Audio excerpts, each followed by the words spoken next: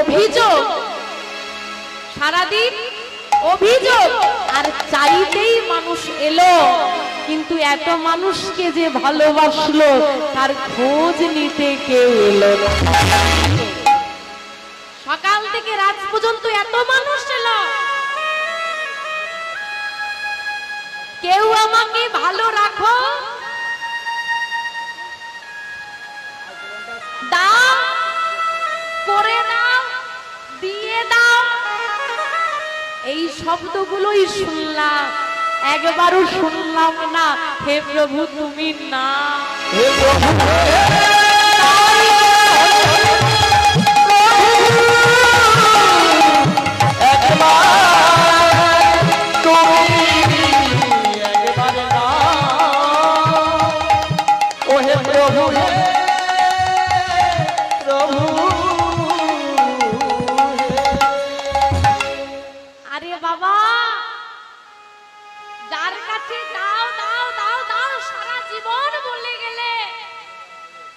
কোনদিন একদিন অন্তত চাওয়ার বদলে তাকে দেখতেও তো যাও, হে কেমন আছো। আর সারাদিনের এত অভিযোগ ভগবান শুনে তবুও হাসি মুখে দাঁড়িয়ে থাকে এই আশায় যে কেউ তো আসবে, সে চাইতে নয়, বাস কোনো কাজে নয়, কোনো স্বার্থে নয়, বাস একদিন আমাকে একটু দেখতে আসে, চলো স্বার্থ ছাড়াও কিছু কথা হোক। ভগবানের সঙ্গে যেটুকু কথোপকথন আমাদের হয় না, পুরোটাই কিসের জন্য? স্বার্থ। এতজন ভক্তই আমরা বসে আছি, মা বুকে হাত রেখে বলুন তো কতবার বিয়ে বাড়ি যাওয়ার সময় গোবিন্দকে ডেকে গেছেন, আর কতবার নার্সিং হোমে যাওয়ার সময় গোবিন্দকে ডেকে গেছেন। বিপদ পড়লে তার কথা মনে, আর বিপদ শেষ যখন বিপদে পড়ি তখন ওই ছোট্ট মূর্তির মধ্যে দেখতে পাই ভগবান, আর যখন বিপদ ফুরিয়ে যায় আর ওটা তো সাধারণ ইট পাথরে তৈরি বাড়ি, ওটা তো পাথর, ওর মধ্যে আবার ভগবান থাকে। মানসিকতাটা মানুষের এইরকম,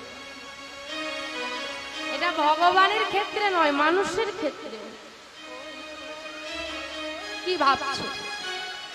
আমরাও একই, আমরাও এর বাইরে নয়। প্রমাণ দেখবে? হ্যাঁ ও মা, এটা কি মাস? তা ধরো এই শ্রাবণ মাসে তোমার ঘরের ভেতরে, যে ঘরটাই তুমি ঘুমাও, একটা বিষধর সর্প ঢুকে গিয়ে ফোনা তুলে বসে আছে, কি করবে? হ্যাঁ গো, কি করবে? মারবে। আর ওই সাপটা যদি শিব মন্দিরে গিয়ে ফোনা তুলে বসে থাকে,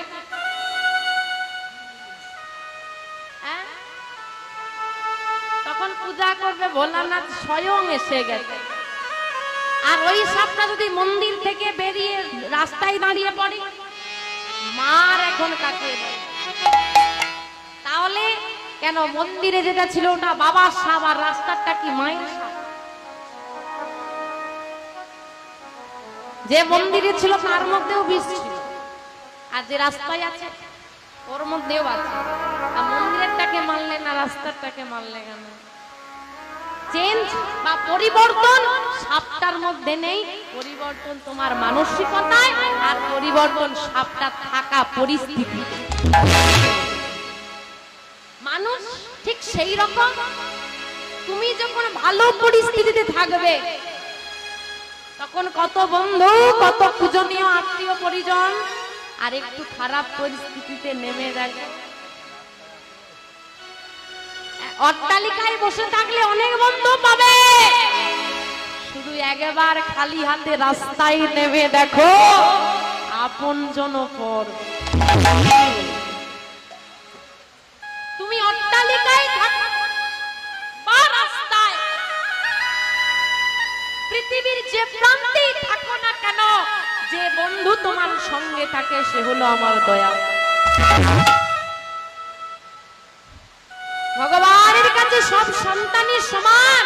ভগবান যদি সবাইকে সমান চোখে না দেখতো তাহলে খুনিকে আলো বাতাস দিত না। যে সাধু তাকেও দেয় আর যে অসাধু তাকেও দেয়। কিন্তু তফাৎ যে সাধু সে বিনম্র ভাবে গ্রহণ করে, আর যে অসাধু সে দাম্ভিকতায় গ্রহণ। শাস্ত্রে বলছি কৃতে যজ্ঞায়তে বিষ্ণু ত্রৈতয়ং জগতে মখৈ দাপরি পরিচর্যং কলোতর হরি নাম সংকীর্তন। কলোতর হরি নাম সংকীর্তন। আমার কথা শোনা যাচ্ছে? একটু একটু না যাচ্ছে? একটু বাড়ানো যাবে সাউন্ডটা?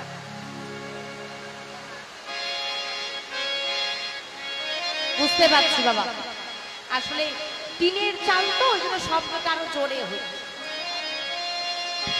আমা বলছি চার যুগের চারটে সাধনা। সত্য যুগে বলছে কৃতে যজ্ঞায়তে বিষ্ণু, সত্য যুগে ধ্যান। ত্রেতায়ং যজতে মখৈ, ত্রেতা যুগে যজ্ঞ। দাপর যুগে পূজা পরিচর্যা এবং কলি যুগে হরিনাম। তোমার ভাবো চার যুগ, চার যুগের মধ্যে কলি যুগে হরিনাম দেওয়া হলো কেন? মনে রাখবেন মা, আমরা ধ্যান করতে পারবো না? পারবো? ধ্যান করা যাবে? এই সংসার ধর্ম যদি এখন বলে পরিত্যাগ করে দাও, কেউ করবে? হ্যাঁ, করবে না। ত্রেতা যুগে হলো যাগ যজ্ঞ, এই যজ্ঞ হয়, করাতে পারবো? এই যে আজকে নাম যজ্ঞ হচ্ছে, করাতে পারবে সবাই? পারবে না, বিপুল অর্থ ব্যয়। আরে আমি এমনি আসি, বাকি সবার কথা তো বাদ দিয়ে দাও। এই যে সব কিছুর পেছনে না মোটা টাকা খরচা। এলো দাপর যুগে পূজা অর্চনা। তা পুজো আমাদের যদিও হয়ে থাকে, নিঃস্বার্থ পূজা কিন্তু হয় না, সব স্বার্থের পূজা। কিছু পাবো তাই দিচ্ছি। ধনং দেহি যশং দেহি বিদ্যা দেহি, দান আগে দান, নেওয়ার চিন্তা করে আগে দান। কলিযুগে দেওয়া হলো হরিনাম, যে নামে খরচ লাগবে না, সংসার ত্যাগ করা লাগবে না, বহু আয়োজন লাগবে না, শুধু ঘরে বসে করতালি দিয়ে নাম করলেই হবে। সব থেকে সাধনা সহজ উপায় হলো হরিনাম, মানে কলিযুগের নাম। তা আপনি যদি যুগের বিচার করেন সব থেকে খারাপ যুগ কোনটা, তাহলে যে খারাপ তাকে ভালো দেওয়া হলো কেন? এক বাবার চার ছেলে, তো বাবা চিন্তা করছে চার ছেলের জন্ম তো আমি দিলাম, কিন্তু চারজন তার জীবনে চলতে গিয়ে নিজেকে প্রতিপালন করার জন্য সঠিক শিক্ষা আমি দিতে পেরেছি কিনা, বা তারা সঠিক হয়ে গড়ে উঠতে পেরেছে কিনা, তার একটা পরীক্ষা নেওয়া প্রয়োজন আছে। তো চার ছেলেকে ডেকে বাবার যে সঞ্চিত অর্থ সমান ভাগে চারজনের মধ্যে ভাগ করে দিয়েছে, যাও এবার তোমরা চলে যাও, যার যেখানে যেতে ইচ্ছে হয় যাও, 1 বছর পর তোমরা ফিরে আসবে। আমি দেখতে চাই আমার দেওয়া মূলধন তোমরা কিভাবে নিজেদের ভবিষ্যতের কাজে লাগাতে পারো। এটা হলো তোমাদের পরীক্ষা, যাও। তো চার ভাই চারদিকে ভাগ হয়ে গেল। বসে বসে বাবা দিন গুনছে ছেলেরা ফিরবে। দেখতে দেখতে 1 বছর পরিপূর্ণ হলো। ফিরে এলো বড় ছেলে, শরীর স্বাস্থ্য ফিরে গেছে, দেখতে বেশ সুন্দর হয়ে গেছে, তার পোশাক আশাক ভারী সুন্দর। বলো বাবা তুমি কি করেছো?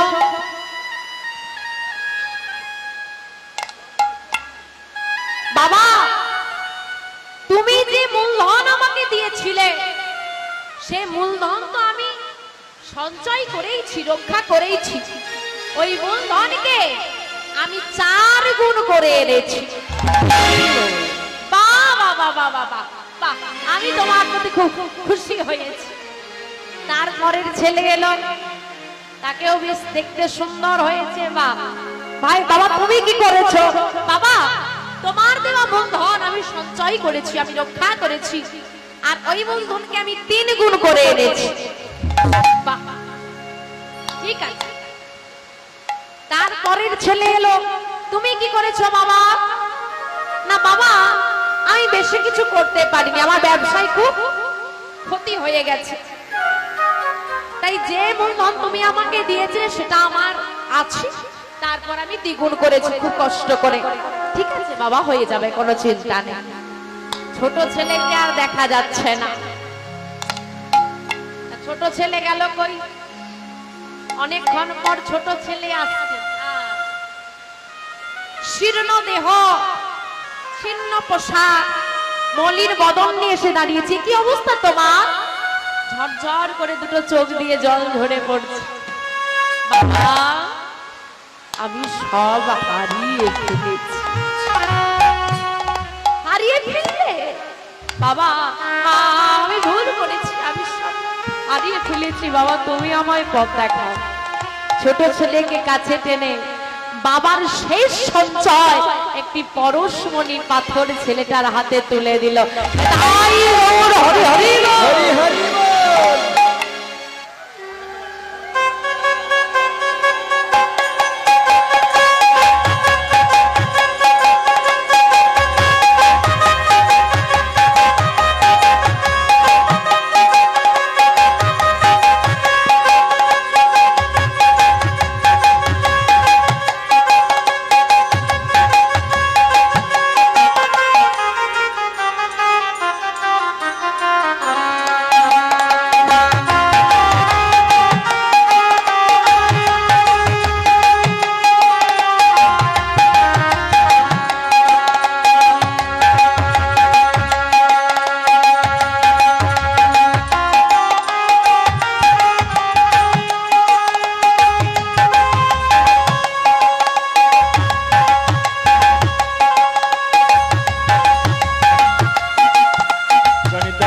জয় রাধে।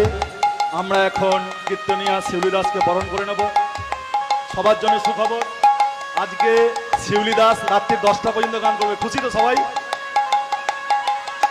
খুশি তো? চিন্তা নেই, সকলে অবিরোধে বসে থাকো। 10টা না, রাত্রি 8টা তো হবে। আমরা একটু বরণটা করে নিই, সবাই উলুধ্বনি, শঙ্করধ্বনি, হরিধ্বনি। প্রথমে পুষ্পস্তবককে বরণ করে নেবেন শ্যামসুন্দর দাদু।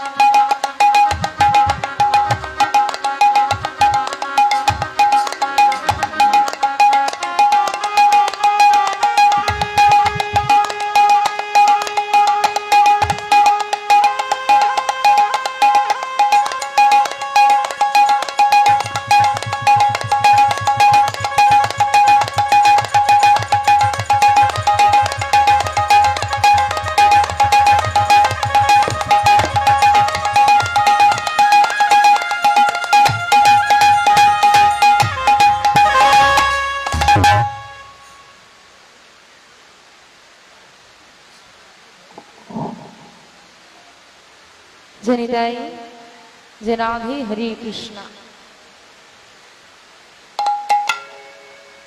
ওমা ছোট ছেলের হাতে যেই না পরশমণি পাথর তুলে দিয়েছে, ওমা পরশমণি পাথর কাকে বলে বলো তো? আমার পরশমণি পাথর কাকে বলে? বাবা পরশমণি পাথর কাকে বলে? যার ছোঁয়া লাগলে লোহাও সোনা হয়ে যায়। জানো ওই ছোট ছেলেটাকে? ভগবানের 4 পুত্র সত্যজিৎ দাপর কলি সবাই কিন্তু নিজের মূলধন সঞ্চয় করে পুণ্য সঞ্চয় করেছে। বর্তমানে কলিযুগ যেদিকে তাকাবে সেদিকে অনাচার আর কিন্তু ওই বাবার দেওয়া পরশমণি পাথর হলো একমাত্র ভালো দিক। সেটা কি? নাম রূপ পরশমণি। যে যত পুরনো জং লাগা লোহাই হোক না কেন, যদি পরশমণির ছোঁয়া লাগে সে যেমন সোনা হবে। তেমন এই কলিযুগে যে যত বড় পাপী হোক না কেন, যদি নাম রূপ পরশমণির ছোঁয়া পায় সেও ভক্ত হয়ে যায়। তাই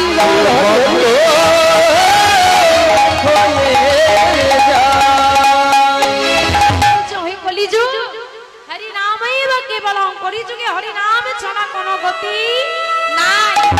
ভব নদী যদি পারাপার হতে হয়, নামের কড়ি তোমাকে গুনতে হবে। তুমি যেখানেই বেড়াতে যাও না কেন, সে বাসে যাও, ট্রেনে যাও, প্লেনে যাও, ভাড়া দেওয়া লাগবে না। ভব নদীর কান্ডারিও তো তরণী নিয়ে বসে আছে আমাদেরকে পারাপার করবে বলে, আরে সেখানেও তো কিছু দিতে হবে। বিনে পয়সায় তো আর পার হবে না। তুমি যত নামের কড়ি দিতে পারবে তবেই কিন্তু ওই ভব নদী পারাপার হবে। তাই শোনো, ভব নদী যদি পার হতে হয়, যদি পার হতে হয়, না না তোমার জমানো টাকা নয়, পয়সা নয়, সোনা নয়, দানা নয়, সাধু সঙ্গ করে যত তুমি ওই সাধুদের চরণ তলায় অঙ্গে মাখাতে পারো, অঙ্গে মাখিতে পারে, যত নিতাই গৌর হরি হরি বলে ধ্বনি দিতে পারবে, তোমার ওই সুকৃতির কবি পারে তোমায় ভব নদী পারাপারিতে, আর ভব নদী পারাপার করে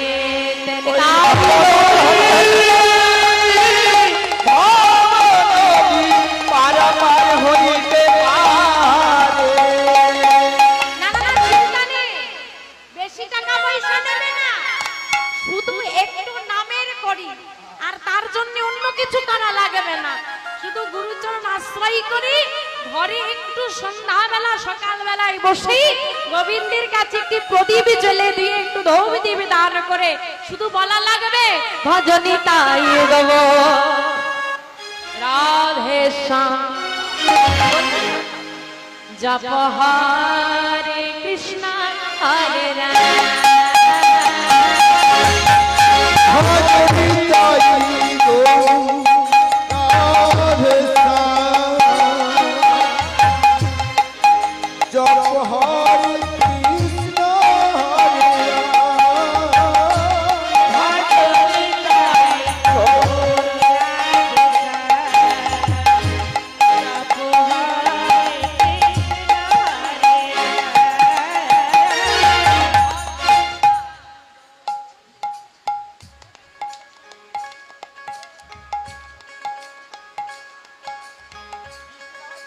শুনতে পাচ্ছি না তো?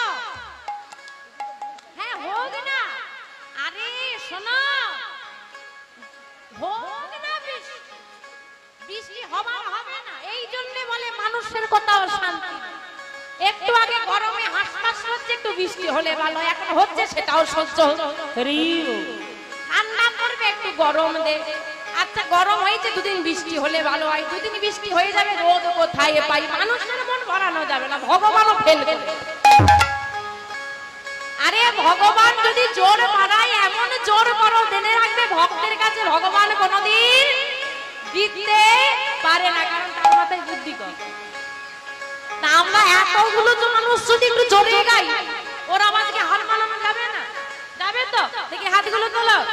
ভজনী তাই গৌর রাধে শ্যাম, জপ হরে কৃষ্ণ হরে রাম, ভজনী তাই।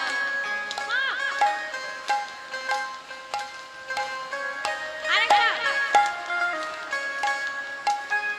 পেছন দিকে হাত তোলো। ভজনী তাই গৌর রাধে শ্যাম,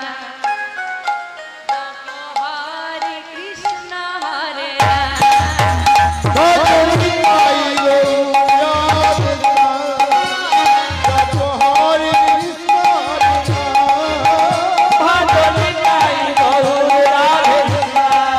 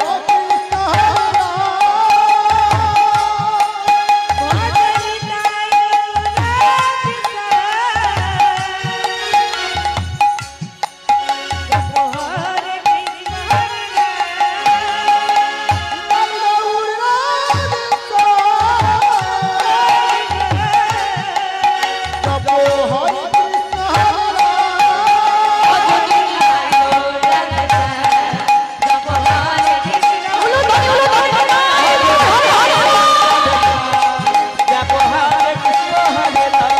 ভজনী তাই গৌর রাধে শ্যাম, জপ হরে কৃষ্ণ হরে রাম। ভজনী তাই গৌর রাধে শ্যাম, জপ হরে কৃষ্ণ হরে কি হলো তো? তাহলে শুধু ভয় পেয়ে পিছিয়ে যাবে।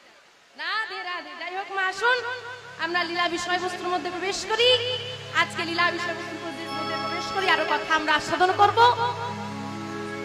যে বিষয়বস্তু বা যে লীলা আমরা আস্বাদন করব, বৃন্দাবনে চন্দ্র শ্রীকৃষ্ণ এবং তার দাদা বলরাম, তারা এই কলিযুগে এসেছিল কি রূপে? বৃন্দাবনের কৃষ্ণ বলরাম কলিযুগে কি রূপে এলো গো? গৌরার নিতাই। তা গৌর নিতাইয়ের সম্পর্কটা কি? দাদা ভাই। তা আমি যদি বলি গৌরের দাদা নিতাই নয়, ব্যাপারটা কিরকম হবে? আমরা তো সবাই জানি গৌর নিতাই দুই ভাই। তা আমি যদি আজ বলি না গৌর হরির দাদা নিতাই নয়, ব্যাপারটা কিরকম হবে? তা গৌর হরির দাদা কি আদৌ ছিল? কি মনে হয়? হরি বল হরি বল। গৌর হরি যখন আবির্ভাব হয়, তার তো বহু নাম রাখা হয়েছিল। তার মধ্যে প্রধান নামটা কি? নিমাই নাম কে রেখেছিল? অদ্বৈত আচার্যের স্ত্রী সীতা ঠাকুরানী নাম রেখেছিল নিমাই। ওটা নয়। শচী ঠাকুরানীর পিতা শ্রী নীলম্বর চক্রবর্তী গণনা করে নাম রেখেছিল বিশ্বম্ভর। তাহলে গৌর হরির আসল নাম বিশ্বম্ভর, মানে নামকরণ যেটা হয়েছে। ভালোবেসে তো লোহা ভাঙা, টিন ভাঙা, সোনা রূপা অনেক কিছু টাকা, বার্থ সার্টিফিকেটে একটা নামই থাকবে। তো বিশ্বম্ভরের একটা দাদা ছিল যার নাম বিশ্বরূপ। তাহলে গৌর হরি দাদার নাম বিশ্বরূপ নিতাই নয়।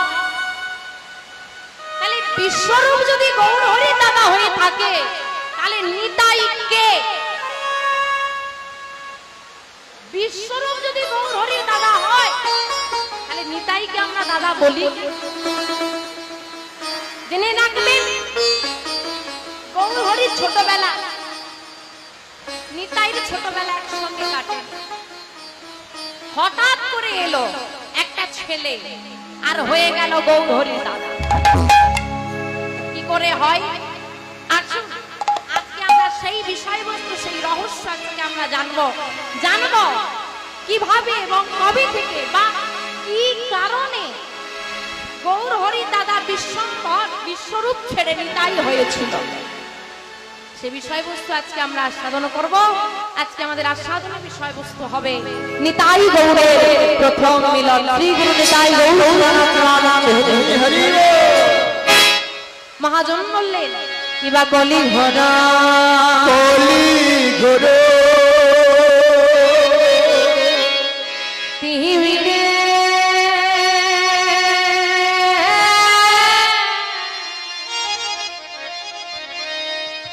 আমার গোরা শোন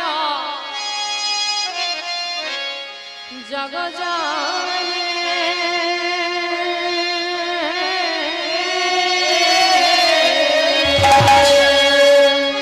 কিবা কলি ঘোর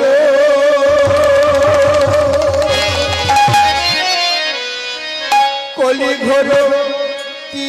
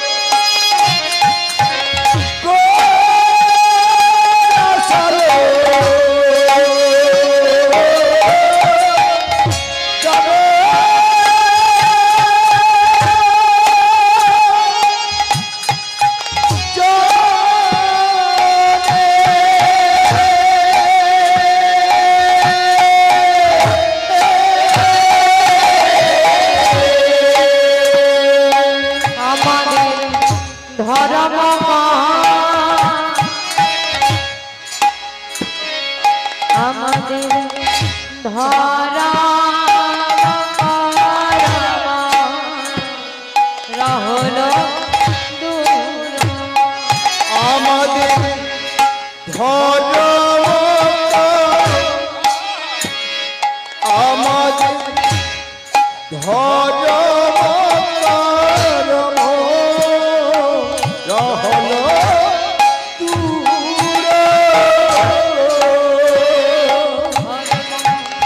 দূরে